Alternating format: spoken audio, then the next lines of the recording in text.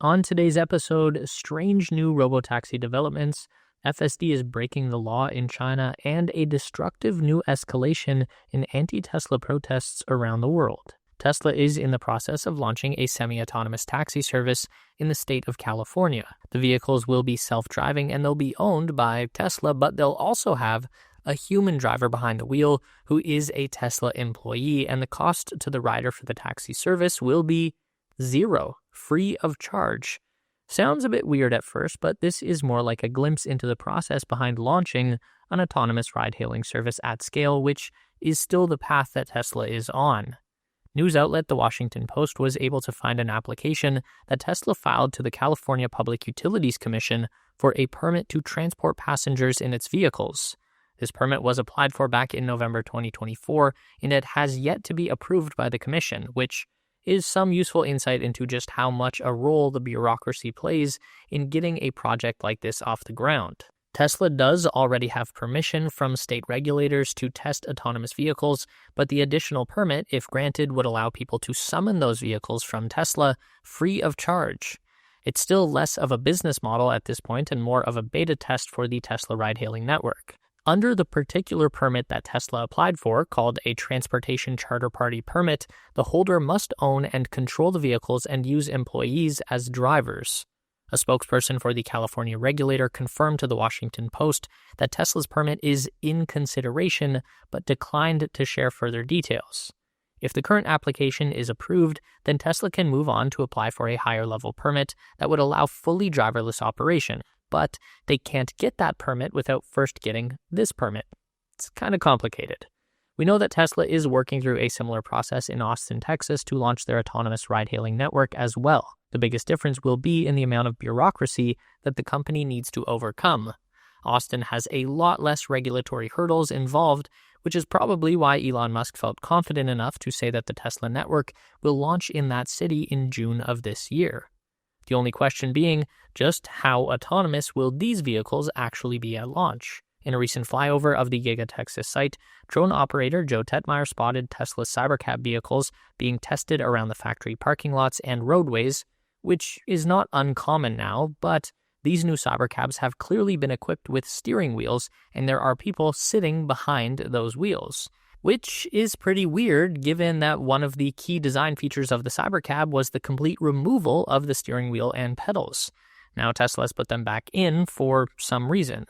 We also know that Tesla has been hiring new staff to work as remote operators for their Robotaxi service, so even if there wasn't a human being physically behind the wheel, there would always be a person somewhere in the world that could take over manual control of a driverless vehicle.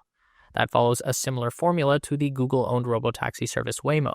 Their driverless vehicles are still equipped with steering wheel controls, and they employ remote workers who can teleoperate the vehicles when needed. Waymo just launched their own autonomous ride-hailing service in Austin. It's being done through a partnership with Uber, so anyone with the Uber app can choose to hail a robotaxi instead of a human driver if they choose. Though Waymo operations are still limited to a 37-square-mile section of the city center. Tesla has already made it clear that they are not interested in partnering with any other company on their own robotaxi network, so any potential rider will need to download the dedicated Tesla app. If we want to see an example of how Tesla's autonomous driving software performs when overcoming new challenges, we should look to China, where Tesla's FSD launch has gone really well, actually, for the most part. For starters, the launch of an exciting new product has served as a huge marketing boost for Tesla in the Chinese market, with FSD software reaching over 1.3 billion views as a leading topic on China's most popular video sharing platform, Douyin. As more people get access to full self-driving, currently known as autopilot for city roads for Chinese customers, we are seeing more videos and opinions on how well Tesla software handles the Chinese environment. So far, it's been a bit of a mixed bag. We are seeing videos like this 50-minute FSD drive in Shenzhen, China, with zero disengagements. Elon Musk saw it too and commented, "Nice." Elon also reposted this FSD video from China, writing, "Teslas can even drive themselves on dirt roads with no markings," which is impressive but kind of ironic considering some of the problems that FSD software has run into when the road has some more specific markings. For one, it seems that Tesla's FSD usage can result in quite a lot of automatically issued tickets if or when it fails to obey any of the strict Chinese traffic laws. One Tesla driver received 7 different tickets in the space of a single drive because the FSD drove in bike lanes and made illegal maneuvers.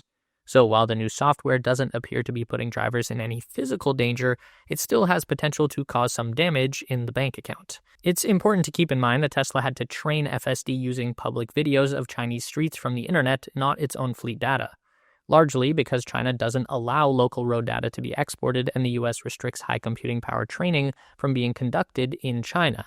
Due to this, we would assume that the current launch is actually a rather early version of what FSD will be truly capable of in the country. Now that the launch in China is out of the way, Tesla is awaiting approval to launch in other markets worldwide.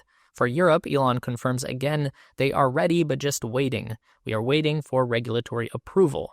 The approval process in Europe is overseen by the United Nations Economic Commission for Europe, which sets regulations for the entire EU.